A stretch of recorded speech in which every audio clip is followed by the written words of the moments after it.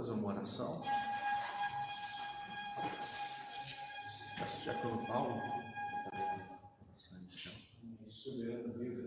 Amado, te damos graças, Senhor, essa manhã, ó Deus. Mais uma escola bíblica abençoada. Eu sei cada um, os professores, em cada local, Senhor, que a tua palavra estará sendo ensinada, pregada. Fazer essa sabedoria, graça. Em nome de Jesus. Vamos louvar o nome do Senhor com o hino 123. O número 123.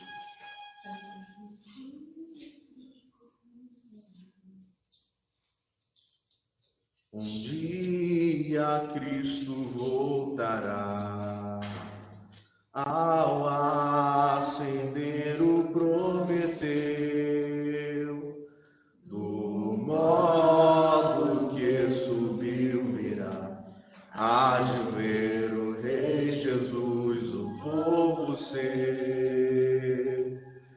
Muito breve, sim, Jesus virá, alegre o verá seu povo, velando todos devem sempre estar, a fim de vê-lo voltar. Os mensageiros do Senhor afirmam que Jesus virá, e o poder consolador as fiéis promessas nos revelará. Muito breve, sim, Jesus virá, alegre o verá seu povo, velando todos devem sempre estar, a fim de vê-lo voltar. Ó gozo sem comparação, no dia do meu Salvador, com a muito grande multidão, subiremos ao encontro do Senhor. Muito breve, sim, Jesus virá, alegre o verá seu povo, velando todos devem sempre estar, a fim de vê-lo voltar. Bem-vindo sejas, meu Senhor, em tua gloriosa luz, e nossa fé terá valor. Nós dizemos, ora vem, Senhor Jesus. Muito breve, sim, Jesus virá, alegre o verá seu povo, velando todos devem sempre estar, a fim de vê-lo voltar. Aleluia. Louvado seja Deus. Vamos fazer a leitura da nossa lição? A lição de número 3, cujo título é Eleição e Predestinação. O textuário ele nos fala assim: como também nos elegeu nele, antes da fundação do mundo, para que fôssemos santos e irrepreensíveis diante dele em amor, e nos predestinou para filhos de adoção por Jesus Cristo, para si mesmo, segundo o beneplácito da sua vontade. Aos Efésios, capítulo número 1, versículos 4 e 5, a verdade prática nos diz assim: segundo a sua presciência, Deus elegeu e predestinou para a salvação os que creriam e perseverariam na fé em Jesus Cristo. A leitura bíblica em classe, ela se encontra aos Efésios, capítulo 1, do versículo 4 a 12. Vamos ler como de costume. Capítulo 1, versículo 4 fala assim: como também nos elegeu nele antes da fundação do mundo, para sermos santos e irrepreensíveis diante dele em amor. Nos predestinou para filhos de adoção por Jesus Cristo, para si mesmo, segundo o beneplácito da sua vontade. Para o louvor e glória da sua graça, pelo qual nos fazemos desagradáveis, assim no amado. Em quem temos a redenção pelo seu sangue, a remissão das ofensas, segundo as riquezas da sua graça. Que ele tornou abundante para conosco em toda sabedoria e prudência, descobrindo-nos o mistério da sua vontade, segundo o seu beneplácito, que propusera em si mesmo.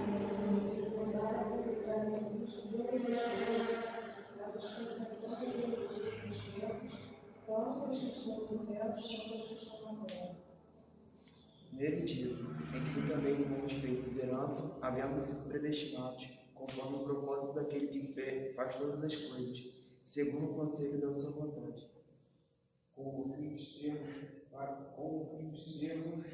para o louvor da sua glória, nós que primeiro esperamos em Cristo. Amém.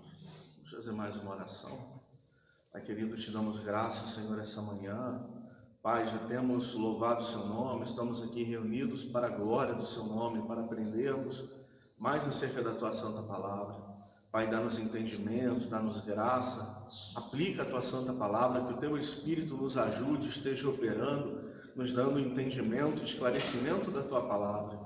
Pedimos, Pai, as tuas bênçãos sobre a tua igreja, sobre o teu povo, sobre cada um de nós, no nome do Senhor Jesus Cristo. Em nome de Jesus. Hoje o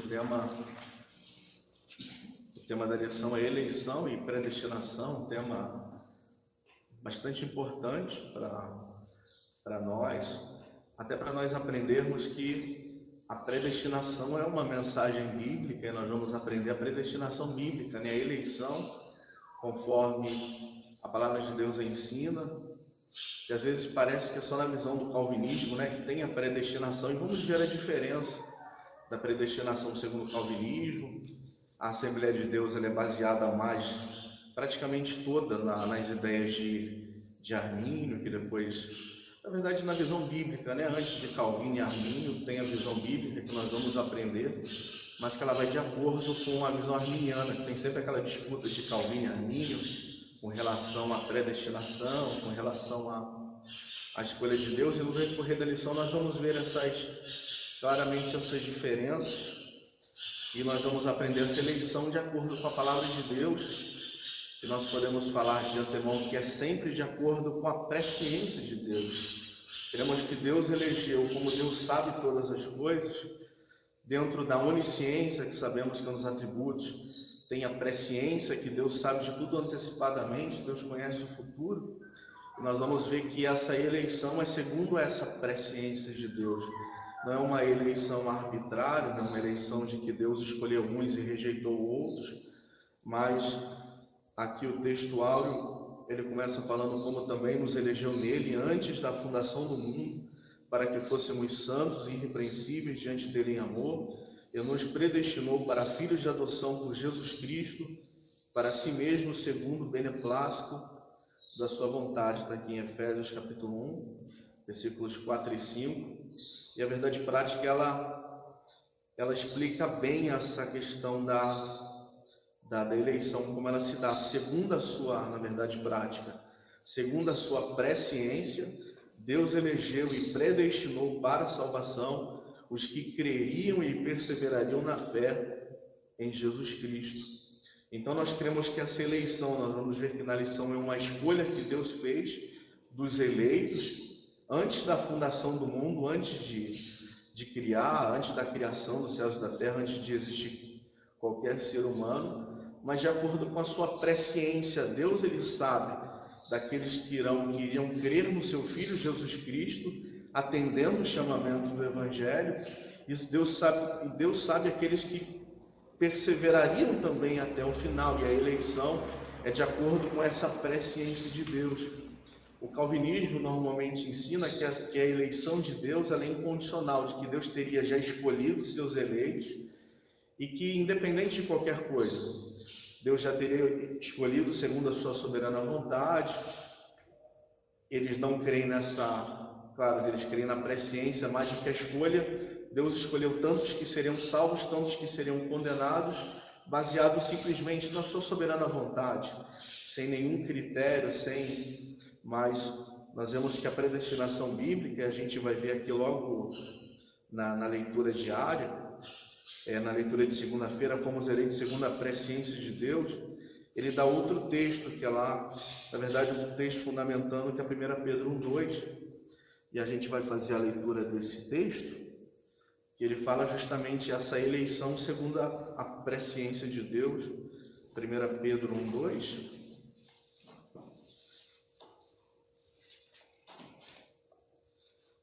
Pedro, capítulo 1, versículo 2, que diz, Paulo falando Pedro dizendo no início da sua carta, né?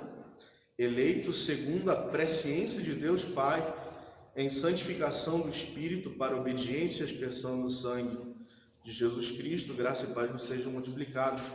Então ele fala que fomos eleitos segundo a presciência de Deus. Então, porque Deus antecipadamente sabendo aqueles que creriam em Cristo, aqueles que perseverariam, esses já foram eleitos desde a fundação do mundo. Assim como a Bíblia diz que Cristo ele foi sacrificado desde a fundação do mundo, porque a gente sabe que o pecado não pegou Deus de surpresa, né? Deus já tinha todo o plano para redimir a humanidade, né? Para restaurar a humanidade. Vai ser lido aqui na leitura diária também de quinta-feira. A gente já antecipa porque também tem a ver com é outro versículo que fala que fomos eleitos pela presciência de Deus. Está lá em Romanos, capítulo de número 8, versículo 29, que também fala dessa eleição que é de acordo com a presciência, ou seja, o conhecimento prévio de Deus daqueles que creriam e perseverariam na fé. Romanos 8, 29. São textos que fundamentam, né, o tema da lição de hoje, Romanos 8, 29, que diz assim: porque os que dantes conheceu, ou seja, que conheceu antes, que conheceu antecipadamente, né, pela sua presciência,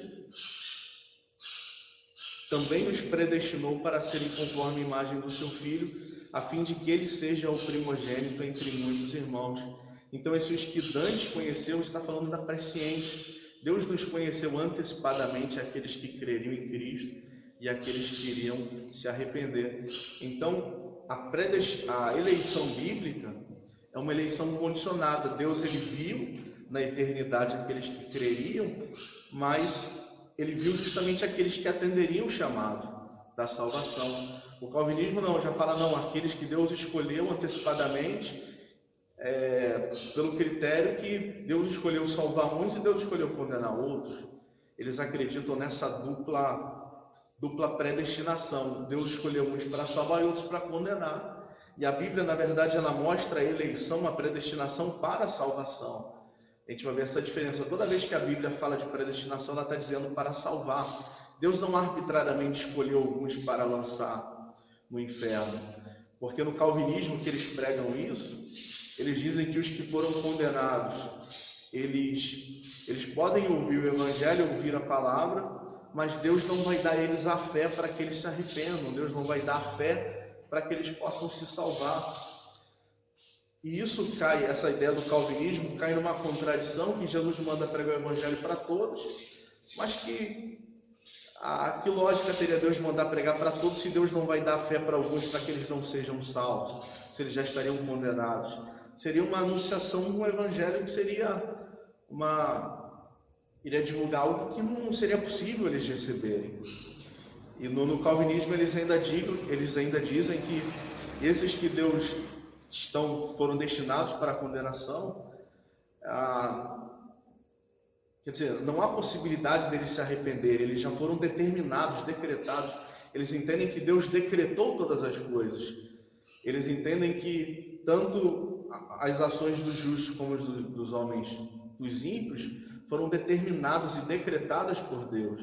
E se Deus decreta todas as coisas, o ímpio poderia chegar no juízo: Deus, mas eu não poderia seguir outro caminho, eu não poderia seguir um caminho errado, porque o Senhor decretou que eu andasse nesse caminho errado.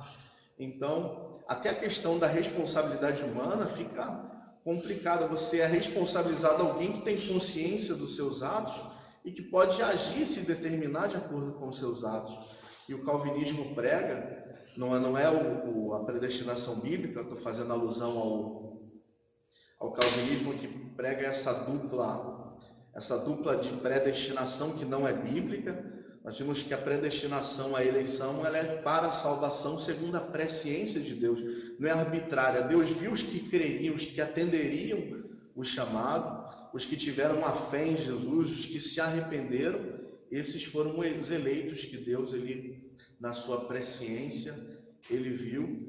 Mas o calvinismo que prega essa dupla predestinação seria como você pregar o evangelho para alguém que, se aquela pessoa, segundo eles, não foi determinada por Deus para ser salva, ela nunca vai poder crer, ela nunca vai poder se arrepender, porque Deus não vai dar, segundo eles, Deus é quem dá fé, Deus não vai dar fé para que ela se salve. Isso aí, a pessoa chegaria no dia do juízo, né, ela seria condenada, ainda assim, segundo eles. Ela seria condenada, responsabilizada por uma coisa que faria, mas eu não poderia ser salvo porque o Senhor não me deu a fé para ser salvo, o Senhor me determinou por ir para a condenação. Então essa predestinação ela não é bíblica. A predestinação bíblica é a predestinação, a eleição para a salvação de acordo com a presciência de Deus.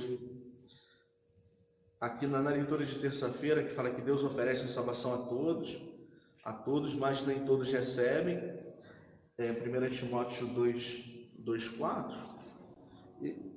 Essa leitura diária são textos bastante importantes, praticamente acho que eu vou ler todos eles. 1 Timóteo 2:4, que fala claramente que Deus deseja salvar todos, que o propósito da salvação, e outra coisa que vai confrontar a visão calvinista, os calvinistas pregam que Cristo morreu apenas para os eleitos. Cristo morreu só para os predestinados para a salvação. Os que foram predestinados para a condenação, segundo o calvinismo, Jesus não morreu por eles. Eles pegam alguns textos que falam que Cristo morreu por muitos, Jesus deu a vida pelas suas ovelhas, e eles pegam a alusão, falando, não, Jesus morreu só por os eleitos. Jesus não desperdiçaria o seu sangue morrendo por quem não creria nele. Mas a verdade, Jesus ele morre para salvar a todos. O propósito de Deus era que todos fossem salvos. Agora a gente sabe que nem todos aceitam a Cristo, nem todos. Na verdade, a salvação ela é oferecida a todos, mas ela é aplicada realmente. A pessoa é salva, tem os seus pecados purificados, ela é justificada, regenerada naqueles que creem no Evangelho. Como diz a palavra, pela graça sois salvos, pela graça sois salvos por meio da fé, isso não vem de vós, é um dom de Deus. Então a salvação ela é graciosa, sabemos que Jesus ele se entregou, Deus ele deu esse presente, esse favor imerecido à humanidade, mas ela precisa ser recebida, aceita, é preciso que haja essa fé, que é a parte do ser humano. Queremos que a fé, ela vem de Deus, porque é Deus é o Espírito Santo quem vai convencer, o Espírito Santo quem vai tocar no coração do pecador, mas a parte humana é receber, é crer essa salvação. E 1 Timóteo 2,4 fala claramente que Deus deseja salvar todos. 1 Timóteo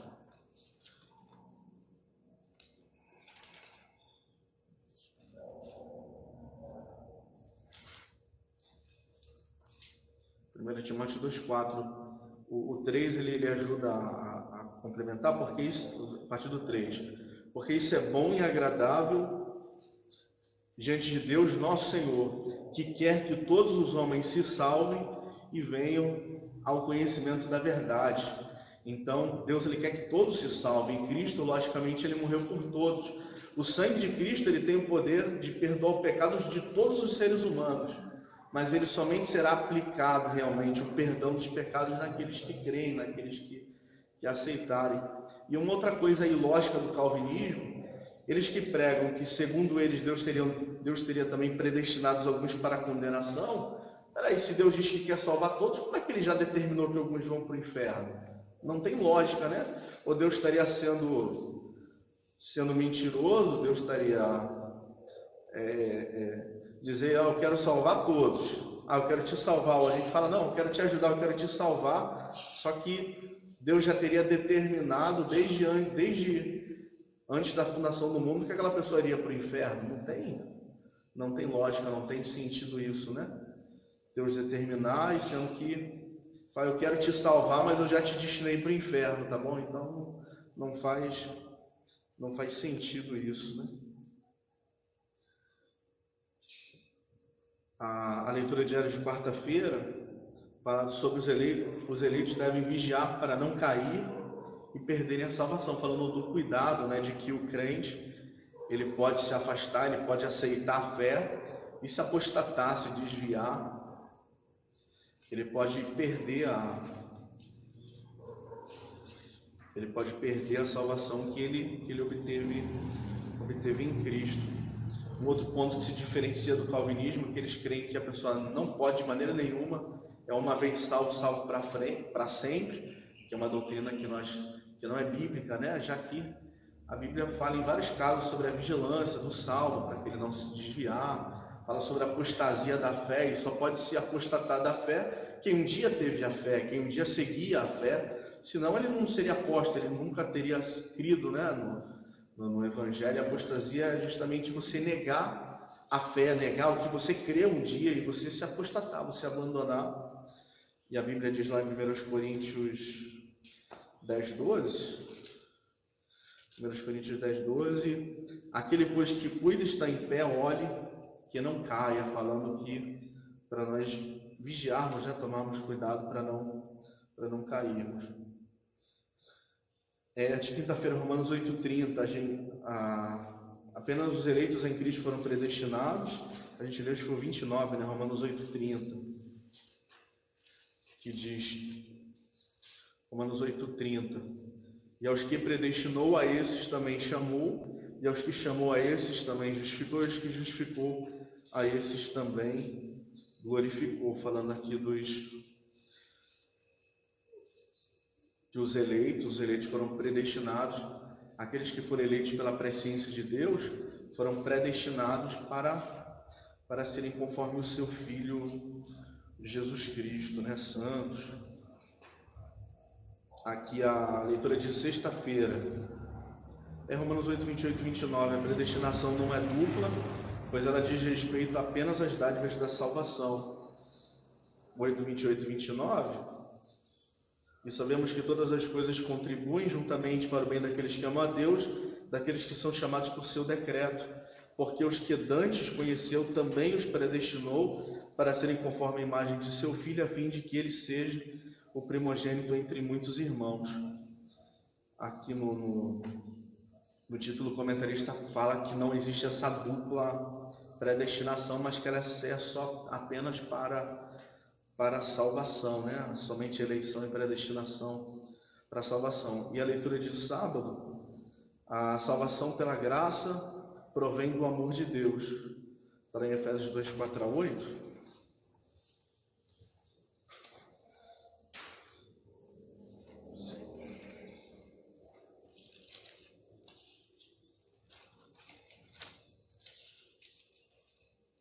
Efésios 2:4-8. Mas Deus, que é riquíssimo em misericórdia, pelo seu muito amor com que nos amou, estando nós ainda mortos em nossas ofensas, nos vivificou juntamente com Cristo, pela graça sois salvos, e nos ressuscitou juntamente com ele e nos fez assentar nos lugares celestiais em Cristo Jesus, para mostrar nos séculos vindouros as abundantes riquezas da sua graça, pela sua benignidade para conosco em Cristo Jesus, porque pela graça sois salvos, por meio da fé, e isso não vem de vós, é dom de Deus. Aqui falando do amor de Deus, né? Claro que a base da salvação é o amor de Deus, em entregar a Jesus. E falando aqui a salvação pela graça provém do amor de Deus. Mas vamos entrar na introdução. Aqui a introdução diz assim: a eleição e a predestinação são termos importantes na compreensão da doutrina da salvação. Esses vocábulos ligados entre si elucidam o plano divino de salvar os pecadores.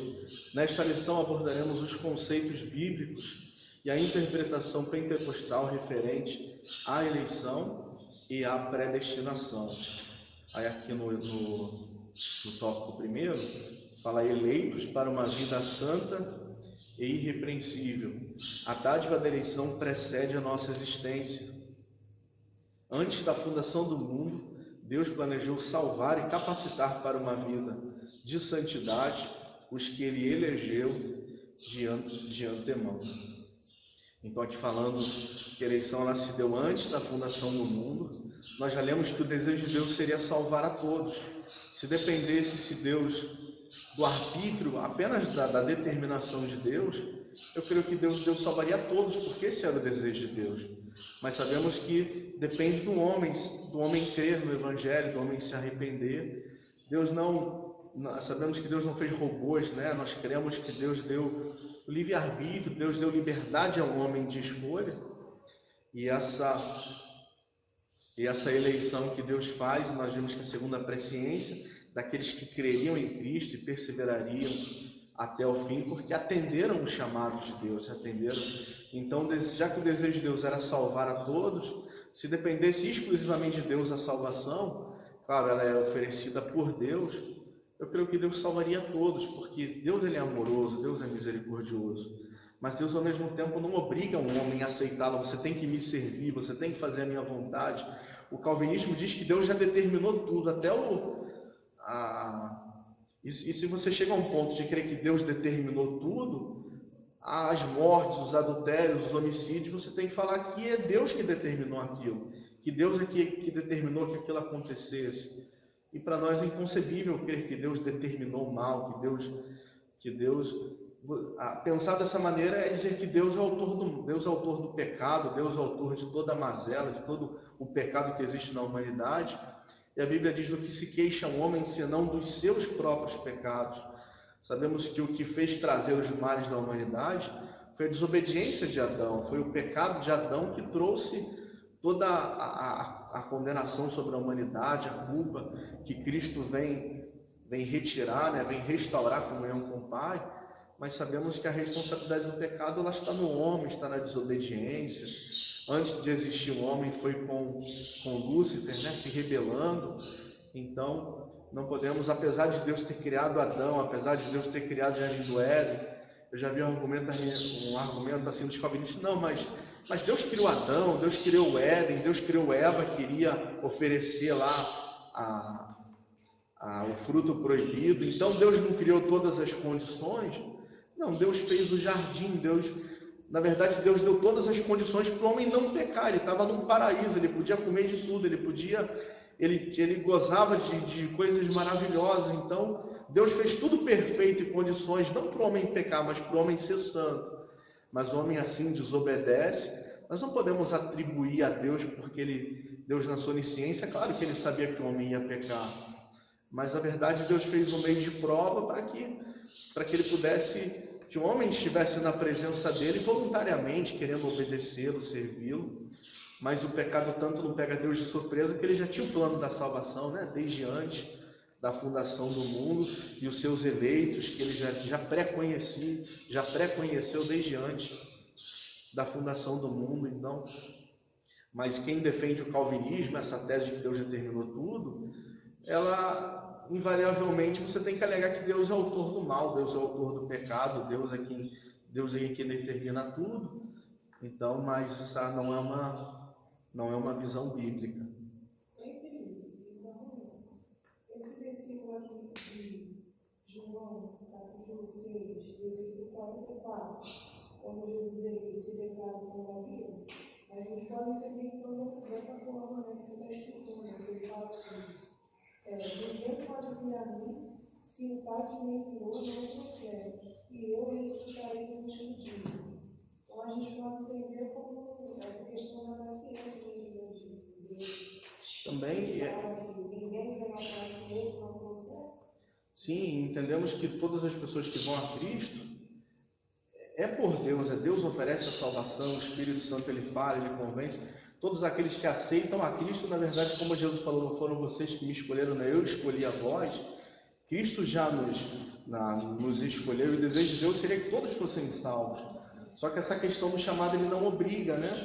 Todos os que vão a Cristo foram levados pelo Espírito Santo, foram levados por Deus. O plano de Deus seria que todas as pessoas recebessem a Cristo, né? Mas o texto não diz que os que não foram salvos foi porque o Pai não levou, né? Às vezes os calvinistas fazem essa interpretação querendo inverter.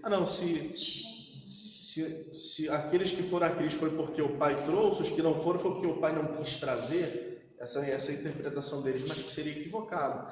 Claro que todos os que são salvos vão a Cristo, é da vontade de Deus. O Espírito Santo chamou, o Espírito Santo ele convence, ele fala. E as pessoas atenderam, aceitaram. Eles foram porque o Pai chamou, porque foram. Mas não quer dizer que os que não atenderam o chamado foi porque o Pai não quis, Deus não chamou. A gente viu que a vontade de Deus e o próprio Cristo mandou pregar o Evangelho a todos, o chamado é universal. Tem também lá a parábola das bodas, né, que o rei manda convidar todos para as bodas. E muitos falam, não, eu acabei de casar, eu vou aproveitar a minha vida, eu comprei um campo. Até que você vê que o chamado ele é universal, e claro, todos os que vão a Cristo, eles foram trazidos pelo Pai, por Deus, mas não quer dizer que os que não foram foi porque Deus não quis, foi porque eles não atenderam o chamado. Se eles atendessem o chamado, eles também seriam levados pelo Pai. Agora a questão da eleição e da predestinação, que a gente está vendo que é bíblica, é dessa presciência. Deus já elegeu desde antes da fundação do mundo os que ele antes conheceu, aqueles que ele já, na sua presciência, eles sabiam que aceitariam o chamamento do Evangelho, se arrependeriam, teriam a fé em Jesus, e isso...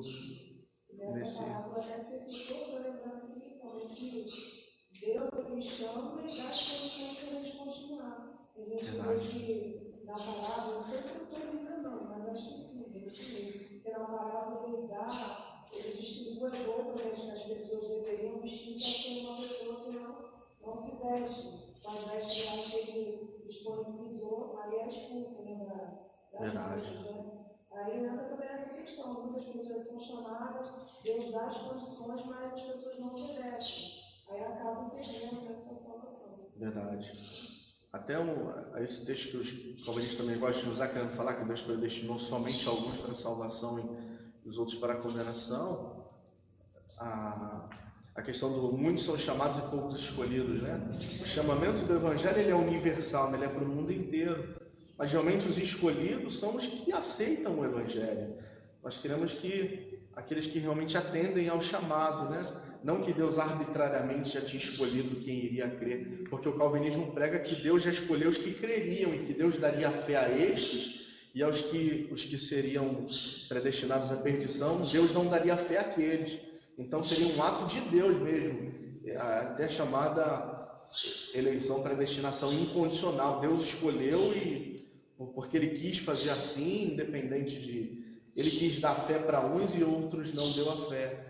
Mas nós cremos que o Evangelho... Jesus mandou pregar o Evangelho a todos. Como é que Ele mandaria pregar o Evangelho a todos, que nem todos poderiam? Deus não daria fé para aqueles crerem, para alguns, e essas pessoas seriam condenadas porque não creram numa fé que eles não poderiam crer porque Deus não deu. Então não faz sentido isso mais a pregação do Evangelho, né? O desejo, se fosse exclusivamente de Deus, não dependesse nada da vontade humana, eu creio que Deus salvaria todos, né? Porque a Bíblia diz que essa é a vontade de Deus. Deus não tem prazer na morte do ímpio, né? Mas o desejo de Deus é que todos se salvem. Aí aqui é eleito para uma vida santa.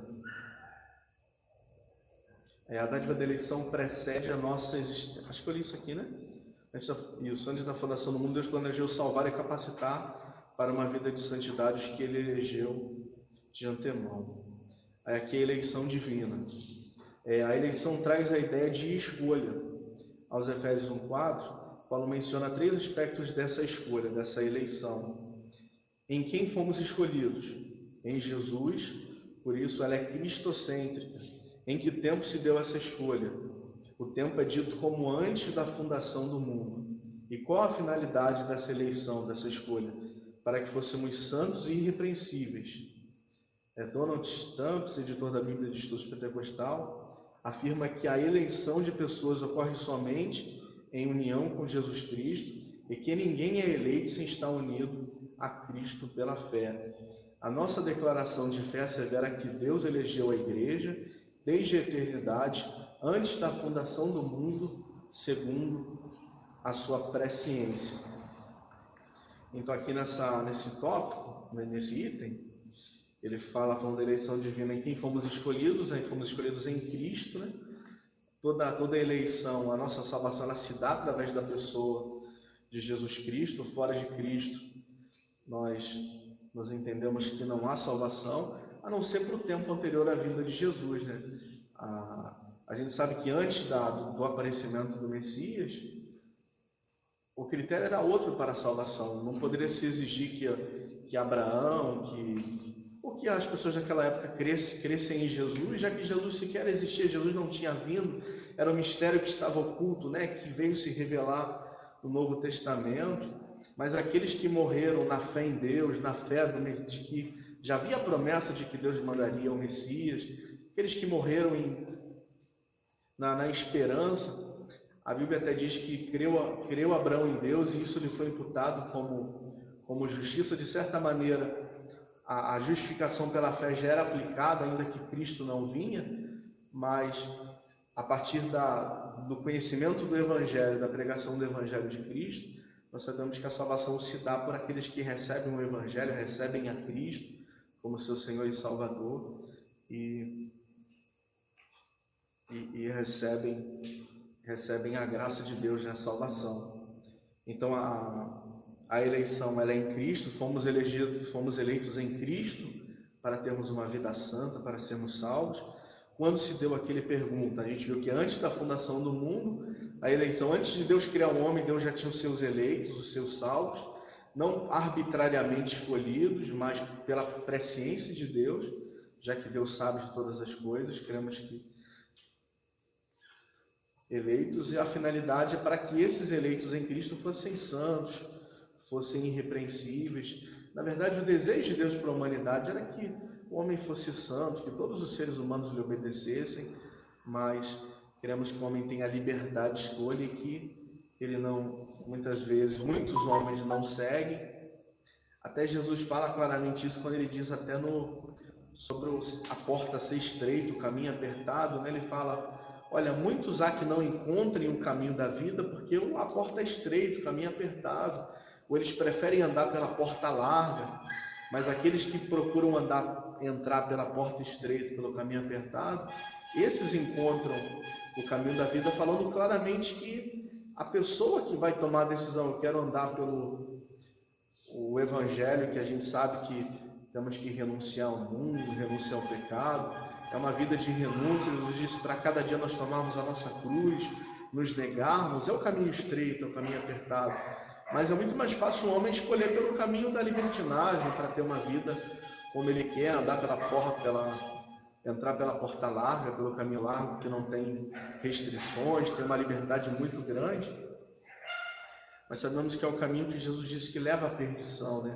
E Jesus disse, muitos há que entram por esse caminho, pelo caminho da perdição. Mas os eleitos, quem Deus, os escolhidos, né, pela presciência de Deus, foram eleitos para serem santos e irrepreensíveis, né, escolhidos em Jesus Cristo. Aqui no segundo ponto, as condições da eleição.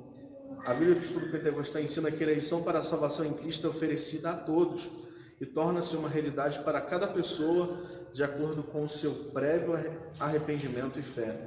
Entretanto, esse meio não é meritório, ninguém pode cumpri-lo sem a graça de Deus. Desse modo, fomos eleitos por iniciativa divina por causa da graciosa obra de Cristo e não pelas nossas obras. Então aqui ele diz que a salvação em Cristo é oferecida a todos. Logo, nós cremos que Jesus morreu por todos. O João 3,16 é bem claro, porque Deus amou o mundo de tal maneira que deu seu Filho unigênito para que todo aquele que nele crê, para que toda pessoa, qualquer pessoa que crer em Jesus, tenha vida eterna. Falando de que o oferecimento de Cristo ele foi para todos. Quando João Batista, né, vê Jesus indo para ser batizado por ele, João Batista fala: eis o Cordeiro de Deus que tira o pecado do mundo, se referindo ao mundo ali a todas as pessoas, certamente. Já o calvinismo, eles pregam que Jesus não teria morrido para todos, que Jesus teria morrido apenas para os eleitos, mas a Bíblia é clara em dizer que Cristo morreu por todas as pessoas. Mas, claro que a gente sabe também que o fato de Jesus ter morrido por todos, como João Batista disse que Jesus tira o pecado do mundo, a gente não pode falar que todas as pessoas estão salvas. Falar, Jesus morreu por todos, Jesus tira o pecado do mundo, não tem pecado do mundo, está todo mundo salvo. Isso aí implicaria no universalismo, que não é bíblico. Apesar do plano de Deus era salvar todos e Jesus ter morrido para salvar a todos, nós vemos que a salvação ela se dá porque pela graça sois salvos por meio da fé. É preciso que a pessoa tenha a fé na obra de Cristo, que ela se arrependa e tenha fé na obra, melhor, que ela creia na obra de Cristo e se arrependa. A salvação ela é oferecida a todos, mas ela é aplicada, ela é eficaz na vida daqueles que creem, na vida daqueles que acreditam na obra de Cristo, que se entregam realmente para Deus em Cristo. O sangue de Jesus Cristo, a salvação, ela é efetivada, ela é aplicada sobre aquela pessoa, mas ela é oferecida a todos. E o sangue de Jesus tem poder para purificar os pecados do mundo inteiro, de todas as pessoas, porque Jesus foi perfeito, foi um sacrifício perfeito, eficaz, mas nem todos recebem. Apesar de ser um presente, uma dádiva que Deus dá para salvar, imerecida, ainda assim muitos rejeitam, muitos resistem. Um outro ponto de divergência com o calvinismo, que eles pregam a graça irresistível. Os eleitos, eles vão ouvir o evangelho e eles não têm escolha, eles vão aceitar, porque Deus dá a eles a fé e a graça é irresistível. Deus está te dando uma graça que você não pode resistir, você já é eleito, você já foi predestinado. Os calvinistas pregam. Mas nós entendemos que a graça, o presente, a salvação, ela é irresistível. A pessoa pode ouvir o evangelho, apesar do Espírito Santo tentar convencê-la, falar com ela, ela rejeita. Ou ainda que ela creia, mas ela não quer seguir, não quer se comprometer, não quer abandonar o seu pecado, não quer abandonar os seus erros. Tem gente que sabe que está errado, sabe que está em pecado, mas continua numa vida errada, né? Estava até ouvindo ontem um pastor falando que ele já chegou ao absurdo de ouvir de uma pessoa que estava no mundo usando drogas, falou: não, volta para Cristo. Ele falou: não, eu estou aqui porque Deus quis que eu fosse assim. O dia que Ele quiser, Ele me chama, Ele vai me trazer de volta. Essa ideia calvinista de que Deus determina tudo e joga a responsabilidade dele: o dia que Deus quiser, Ele me traz de volta. Eu estou aqui porque Deus quer que eu estou aqui, já que Deus determinou tudo, segundo a visão deles. Mas nós não cremos assim, cremos que o homem tem a liberdade, o homem tem que ter a fé em Cristo, aceitar que a graça é oferecida a todos, mas ela pode ser resistida, a pessoa pode não aceitar. A palavra não diz para nós não endurecermos o coração contra o Espírito Santo, né? Não extingais o Espírito, não apagueis o Espírito Santo. Então o Espírito Santo ele opera, mas Deus não coage, Deus não obriga ninguém a aceitar. Não, você tem que aceitar, você tem que se converter, você tem que aceitar Jesus. Não, o Evangelho ele é pregado e anunciado, mas a pessoa tem que crer, tem que receber, tem que aceitar. Tanto que os Judas, ele andaram com Jesus, né? E Jesus de vez em quando falava, né? Que tinha um entre eles que iria trair. Ele estava ali, ó, perto de Jesus. Verdade. Mas resistiu, não quis, né? E os calvinistas falam que Judas foi assim, que ele não poderia, ele foi predestinado, não tinha como ele ser salvo porque ele tinha que ser o traidor. Mas nós podemos entender muito claramente que estava registrado que haveria o traidor pela presciência de Deus. Deus sabia. Não era que ele tinha sido predestinado, ele não tinha chance de escolha. Mas Deus, na sua presciência, já sabia que ele ia tomar aquele rumo. Jesus aprende com Jesus por 3 anos e meio. Ele tinha tudo para se converter, né? Aprendeu com o Senhor Jesus, mas a Bíblia já fala que ele era tesoureiro, né? Ele pegava dinheiro da tesouraria, então ele já furtava ali da tesouraria. E ele na verdade nunca se converte, ele nunca deixou o coração dele realmente ser convertido. Então a Bíblia estava previsto que tinha um traidor. Nós não podemos falar que ele não tinha escolha de não trair Jesus, mas estava já registrado aquela profecia, né? Aquela previsão de que um dos amigos de Jesus iria traí-lo por presciência de Deus. Deus já sabia. Como a gente pode falar do anticristo, que é um homem que virá, será um homem que irá fazer e vai se cumprir exatamente como a Bíblia diz. Aquilo não pode não se cumprir como a Bíblia diz, mas não que ele foi determinado exatamente para fazer aquilo por Deus. Deus, na sua presciência, sabe que iria acontecer e já está previsto todo o final da humanidade. Até porque Deus, quando olha o tempo, não é igual a gente. Para Deus, como ele é eterno, o tempo para Deus, o presente e o futuro é como se fosse a mesma coisa, está diante dele. Então, ainda que foge a nossa mente, né? A gente está sempre ligado a ideias de tempo, mas para Deus o futuro e o presente já estão nas palmas da mão dele, ele sabe o que vai acontecer. Então, o fato de estar lá previsto a questão do Judas, a questão do anticristo, não quer dizer que Deus determinou, tem que ser assim, Deus decretou e o homem não tinha liberdade. É porque Deus, na sua presciência, sabia que o anticristo tomaria aquele rumo, né? O anticristo ele é levantado pelo diabo, né? O diabo que está por trás do anticristo, fazendo toda a obra, e o espírito do anticristo já está no mundo, né? Paulo ele fala desde sempre, o espírito já se levantou muitos anticristos. Tudo que se levanta contra Cristo, o evangelho, é considerado a atuação do espírito do anticristo, mas vai se levantar realmente o anticristo, né? Que a gente sabe que vai se levantar, mas não que ele não poderia, foi decretado por Deus, mas a gente pode explicar muito bem pela presciência. Deus sabe de tudo, Deus sabia o que ia acontecer no futuro. Tinha levantado a mão?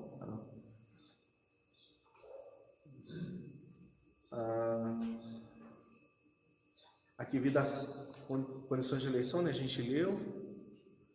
A vida santa e irrepreensível, que é o propósito, né, da eleição de Deus.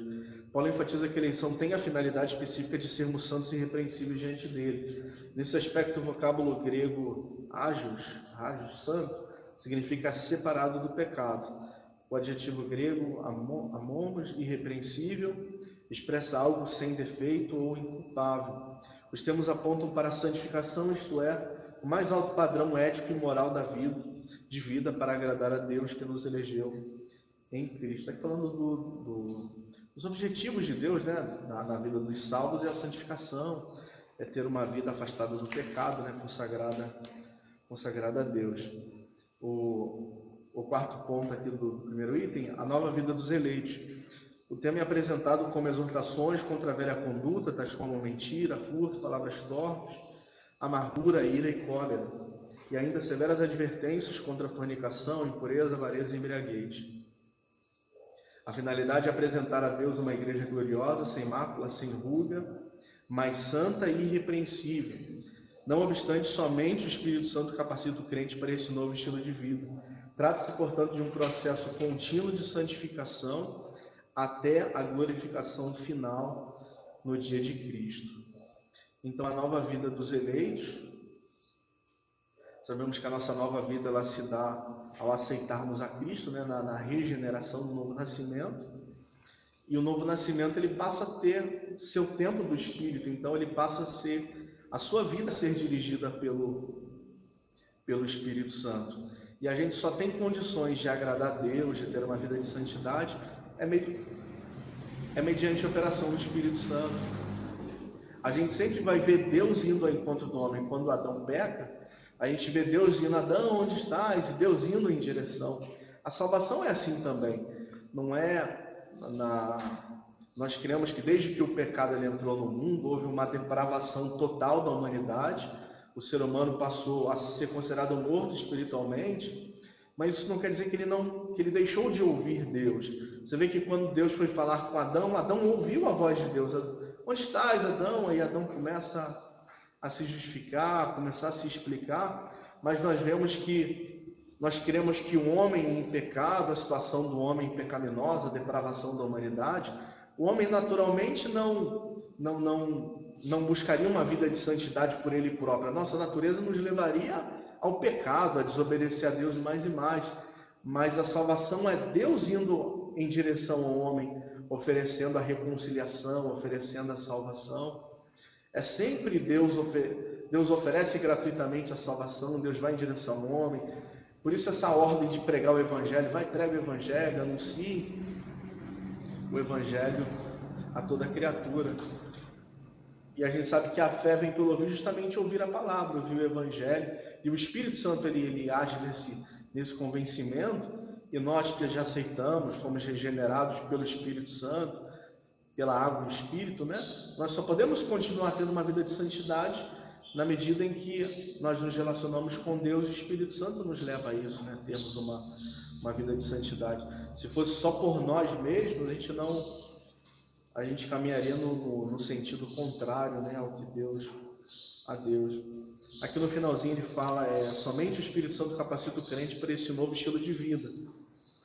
Trata-se, portanto, de um processo contínuo de santificação até a glorificação final do dia de Cristo. Então, aqui falando desse processo de santificação que nós os salvos devemos prosseguir, né, até o dia de Cristo, que é a gente procurar se afastar do pecado, se separar, se consagrar a Deus. Apenas com a ajuda do Espírito Santo que a gente vai conseguir Sabemos que nós nos convertemos, mas a nossa natureza ela continua uma natureza pecaminosa, por isso que precisamos sempre estar renunciando, estar nos negando, e a gente só consegue com a ajuda do Espírito Santo. Se não for o Espírito Santo de Deus em nós, a gente vai viver em pecado. E essa questão da santificação fala sobre a vitória sobre o poder do pecado. Para nós vencermos o poder do pecado hoje, que é ter uma vida de santificação, é através do Espírito Santo. Ele fala santificação até a glorificação. Na glorificação, aí nós teremos vitória sobre a presença do pecado. Hoje, o pecado nós ainda temos um corpo pecaminoso, o pecado ainda existe. A gente ainda está sujeito a errar, a falhar. E João fala: filhinhos, escrevo-vos para que não pequeis, mas se alguém pecar, nós temos um advogado para com o Pai, Jesus Cristo justo. Mas ainda lutamos contra o pecado hoje, né, durante esse processo de santificação. Mas quando se dá a glorificação, que vai ocorrer no arrebatamento da igreja, quando houver a ressurreição, né, dos que já estão dormindo, quando os nossos corpos lá, que Paulo ele fala em Coríntios, né, forem revestidos de imortalidade, de incorruptibilidade, o pecado não mais existirá. A gente pode falar que hoje nós podemos não pecar com a ajuda do Espírito Santo, apesar de ser quase impossível a gente falar: vamos ter uma vida sem cometer nenhum pecado, a gente falha, a gente acaba errando, mas é possível nós não pecarmos com a ajuda do Espírito Santo hoje, apesar do pecado ainda existir. Mas quando tivermos os corpos glorificados, não será mais possível nós pecarmos, porque o pecado não mais vai. Hoje é possível a gente não pecar com a ajuda do Espírito Santo, mas quando a gente tiver um corpo glorificado, a gente vai ter um corpo espiritual, um corpo que vai estar isento completamente de pecado. Nós não seremos nem capazes de pecar, porque o pecado não mais vai existir, mas isso na glorificação. A presença do pecado será totalmente tirada do meio, né, dos salvos, daqueles que foram transformados por Cristo. Aqui a predestinação para filhos de adoção. palavra predestinar mostra que o destino dos eleitos foi feito na eternidade. Aqui, predestinação, o termo grego proorizo, traduzido como predestinar, é formado pelo vocábulo horizon, que significa determinar, e pela preposição pro, que indica algo feito antes. Ou seja, predestinar significa literalmente determinar antes. A Bíblia do Estudo Pentecostal esclarece que a predestinação se aplica aos propósitos de Deus inclusos na eleição, que a eleição é a escolha feita por Deus em Cristo de um povo para si mesmo, e que a predestinação abrange o que acontecerá ao povo escolhido por Deus. Por conseguinte, nossa declaração de fé ensina que a predestinação dos salvos é precedida pelo conhecimento prévio de Deus daqueles que, diante do chamamento do Evangelho, recebem a Cristo como seu Salvador pessoal e perseveram até o fim. Logo, foi a vontade de Deus reconciliar os pecadores e torná-los seus filhos. Então, aqui ele dá a definição de predestinação, né, que seria determinar de antemão, e aqui ele comenta que a respeito dos propósitos de Deus quanto aos eleitos, que eram os eleitos, segundo a presciência de Deus, o propósito era para que eles fossem santos, irrepreensíveis, e eles foram determinados para a vida eterna, para a salvação, não arbitrariamente, mas pela presciência de Deus, que Deus já viu de antemão os que creriam, aceitariam o Evangelho, creriam em Cristo e que perseverariam.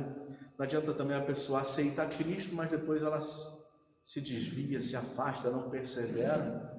Mas aqui está lá, acho que Mateus 24:13, se não me engano. Mas aquele que perseverar até o fim, né, será salvo. Aquele que for fiel até o final, esse que receberá a salvação.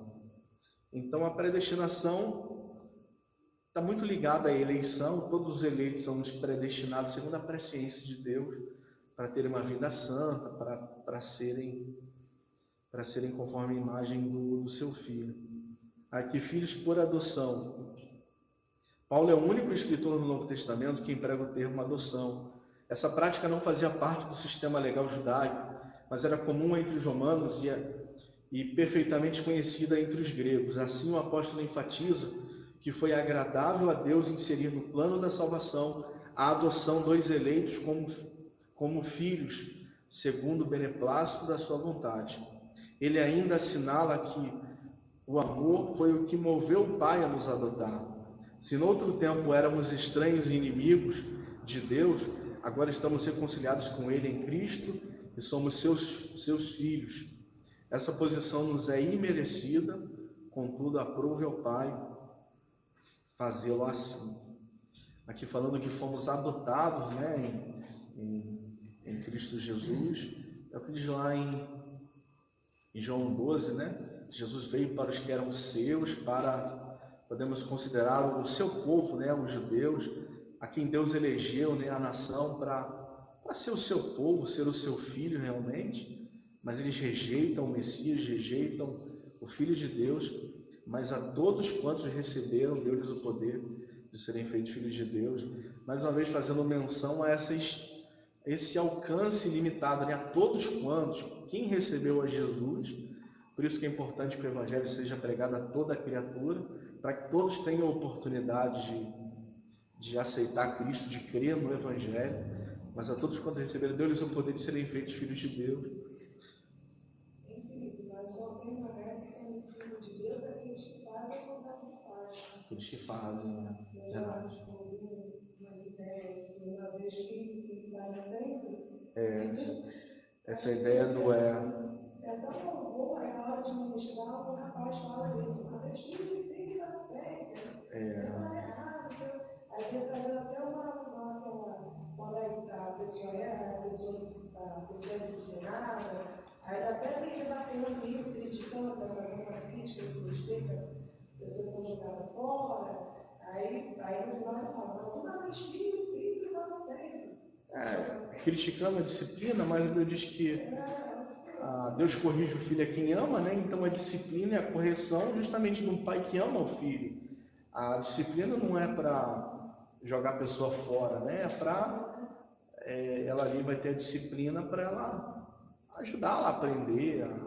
Como às vezes a criança, né, que está rebelde, está desobediente, é preciso ela sentir o gosto amargo da disciplina, para ela ir entrando na linha que Deus ele disciplina o filho a quem ele ama.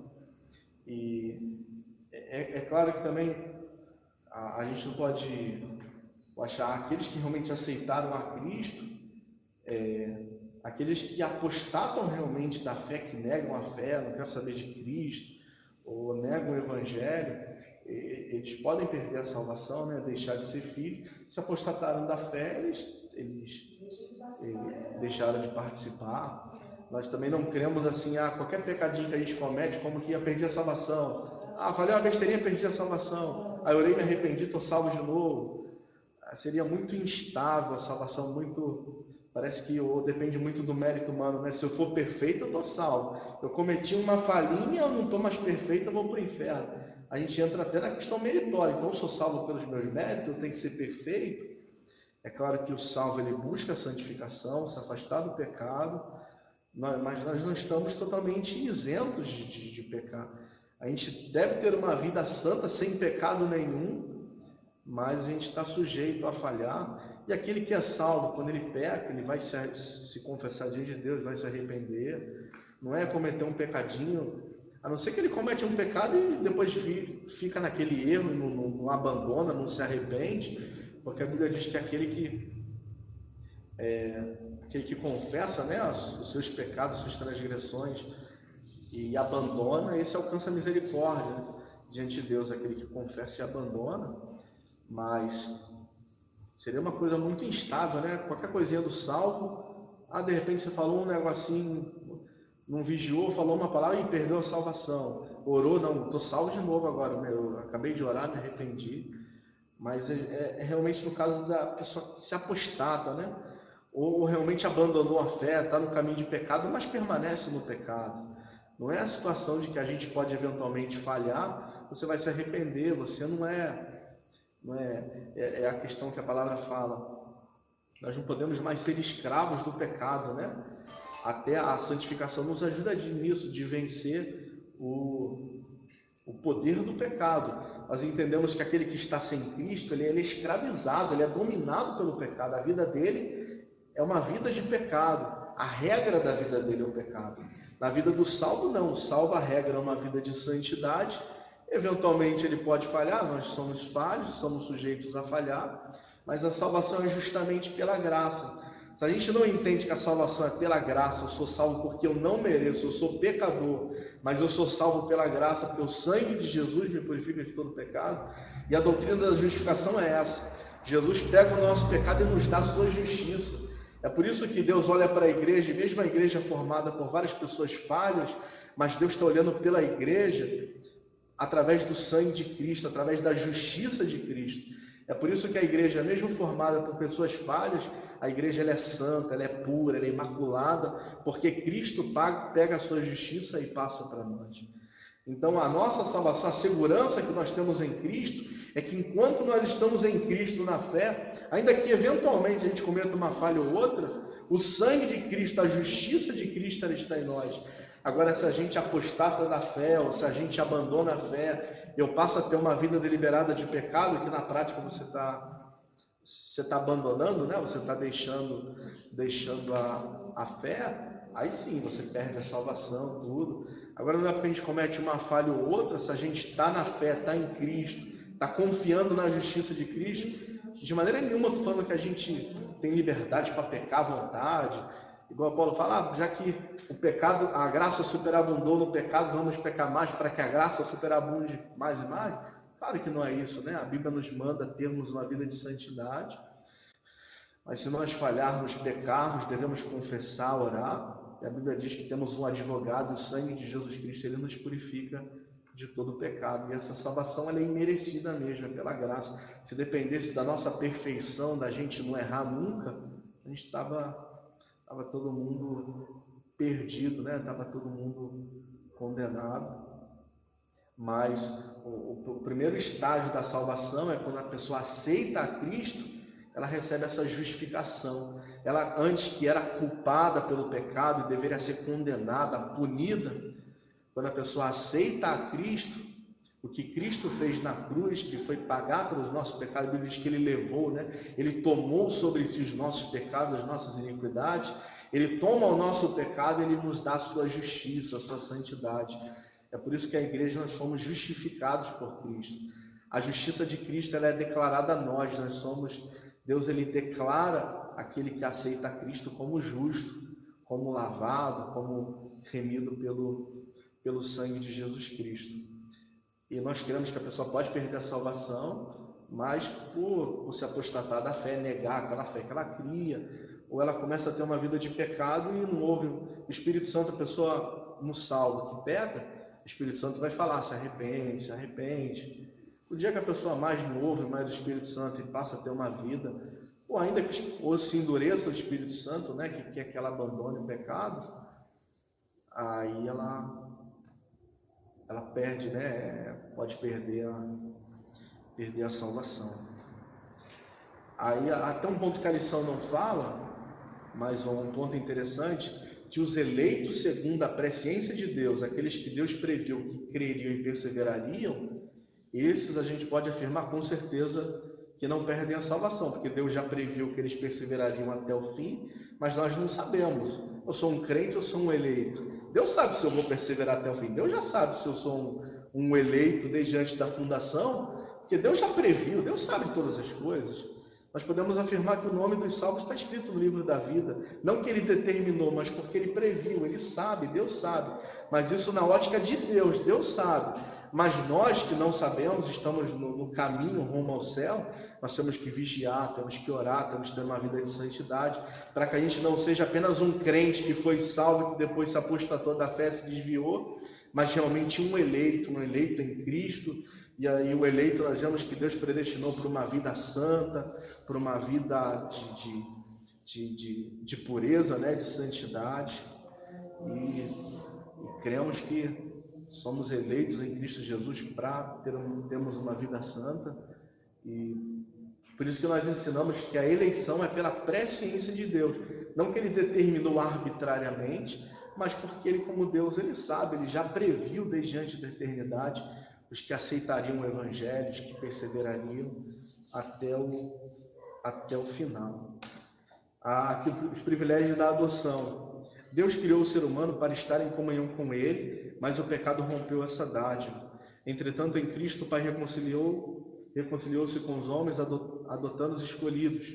Nesse sentido, o apóstolo Paulo usa uma analogia da adoção na sociedade romana, em que o filho adotado recebia o direito ao nome e aos bens de quem o adotava.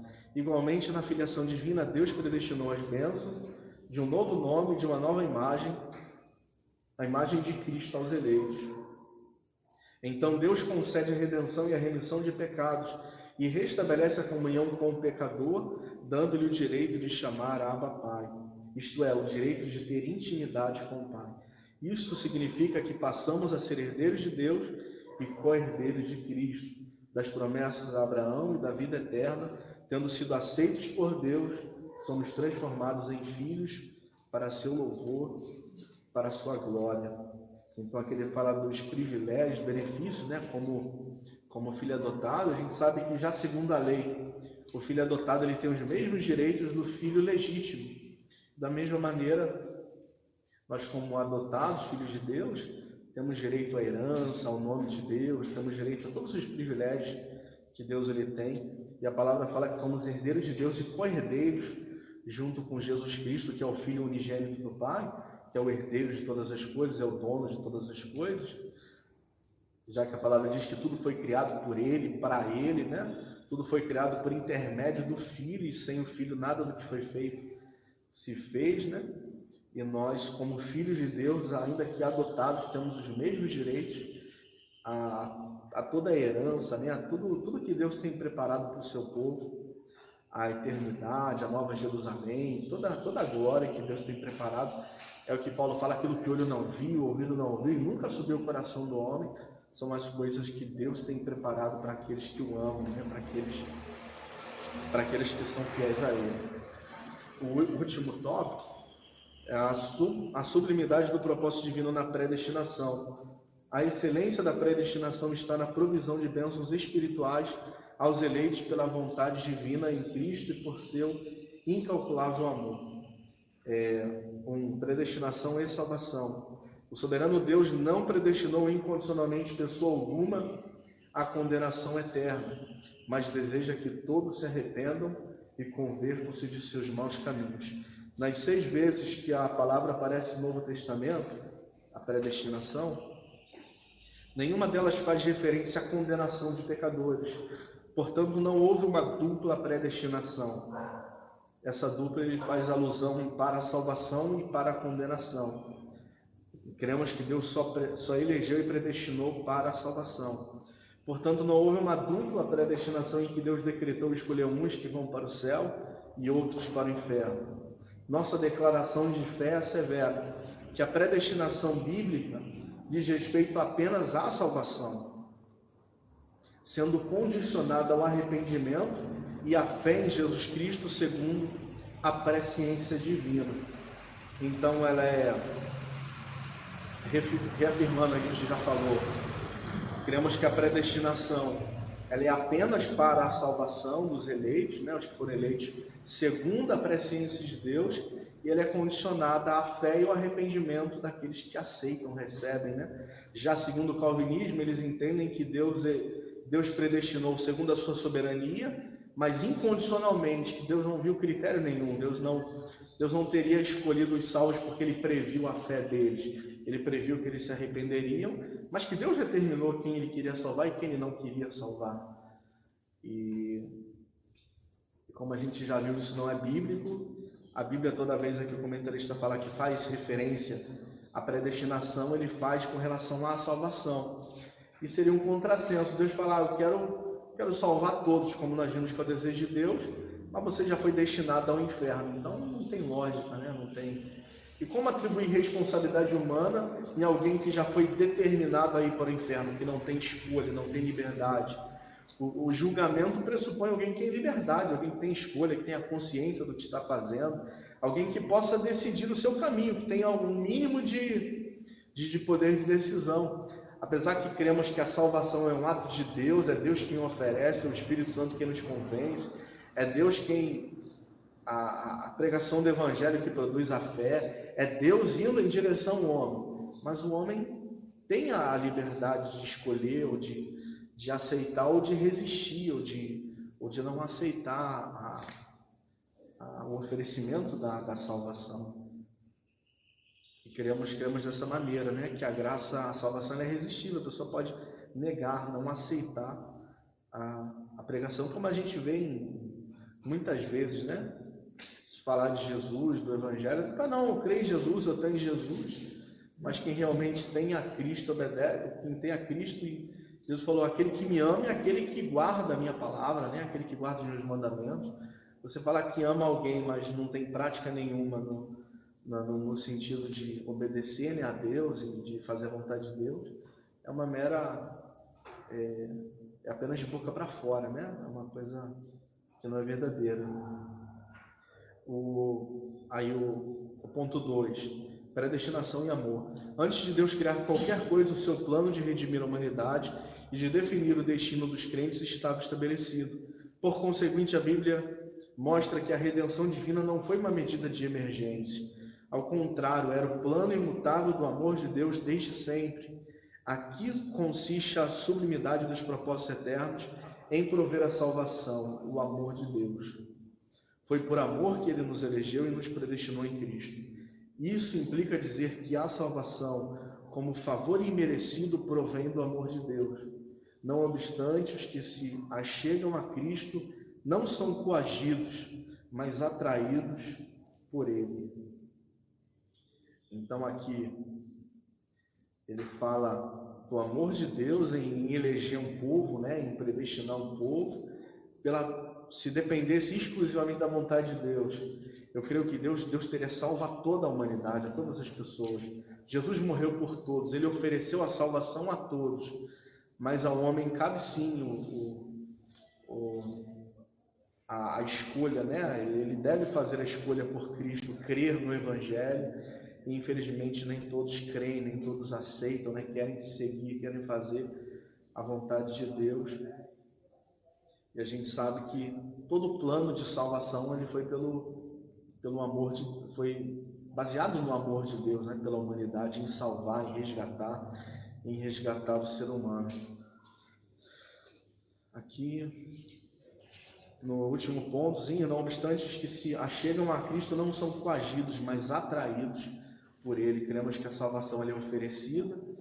Deus ele faz de tudo para atrair o ser humano, o Espírito Santo é quem convence, o Evangelho é pregado, mas Deus não coage, né? A pessoa tem que aceitar, ela é atraída, mas ela tem que crer, tem que aceitar o Evangelho. A salvação é um presente gratuito de Deus, é um presente imerecido, né, à humanidade, já que a humanidade merecia a condenação. Ainda assim, infelizmente, muitas pessoas rejeitam a graça de Deus, rejeitam o Evangelho, não aceitam, né, o que Cristo fez.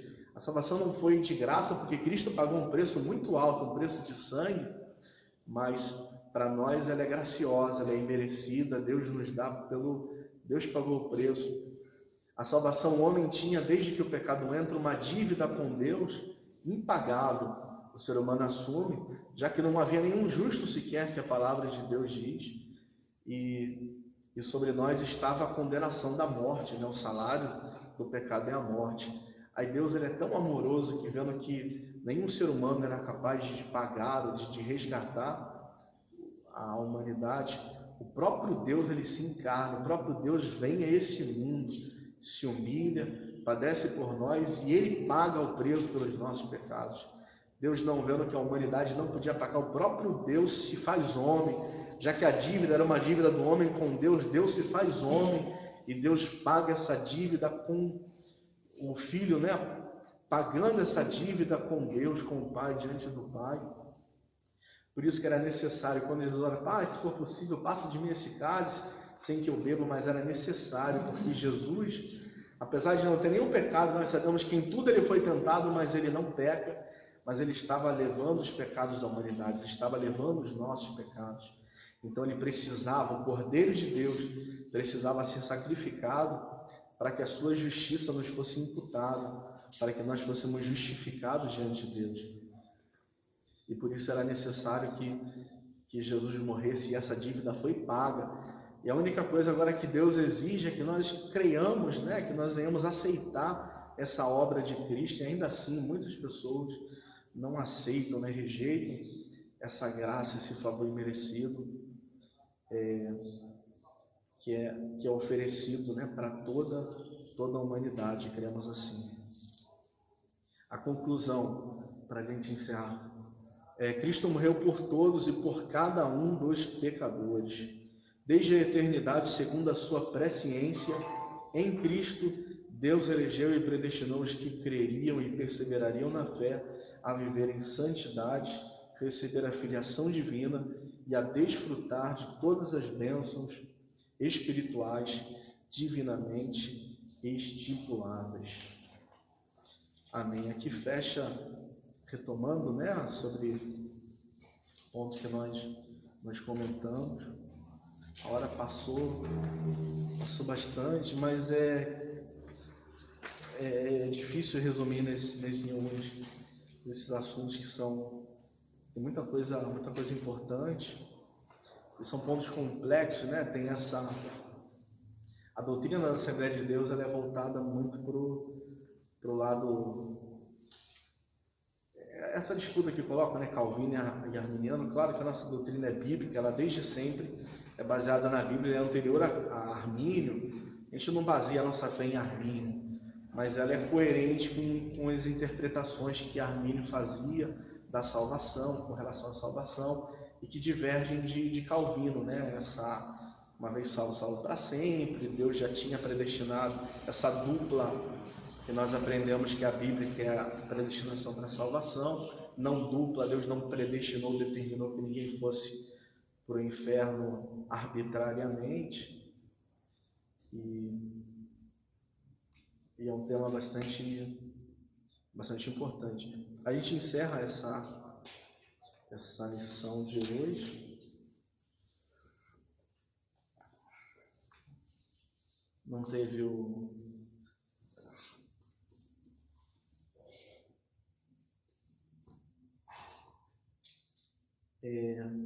algum irmão trouxe alguma oferta?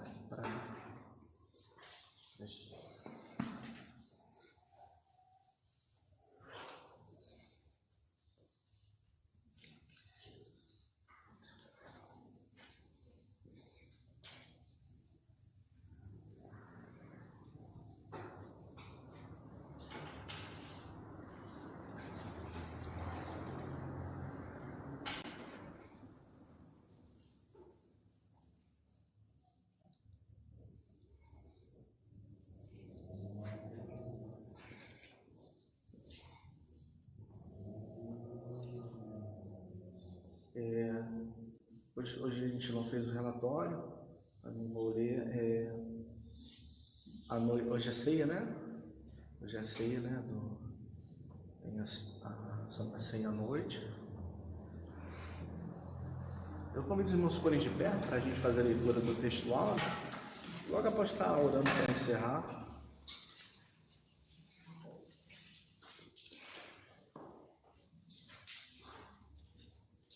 Textual. Como também nos elegeu nele,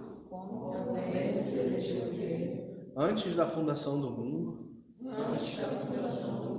para que fôssemos santos e irrepreensíveis, diante dele em amor, e nos predestinou para filhos de adoção, por Jesus Cristo, para si mesmo, segundo o beneplácito da sua vontade. Efésios capítulo 1, versículos 4 e 5. Efésios capítulo 1, versículo 4 e 5. A gente encerra, né, a escola bíblica. Passou bastante do horário. Vamos orar agradecendo a Deus. Peço o diácono Erinaldo para fazer a oração. Obrigado, Pai. Obrigado, Senhor, por estarmos aqui do Senhor. Nos entendimento da sua palavra. Nos ajuda, nos orienta, nos fortalece. Nos sustenta na sua presença. Sermos fiéis. Que a graça do Senhor Jesus Cristo, o amor de Deus, o nosso Pai, e a comunhão do Espírito Santo sejam com toda a igreja do Senhor. Todos digam amém.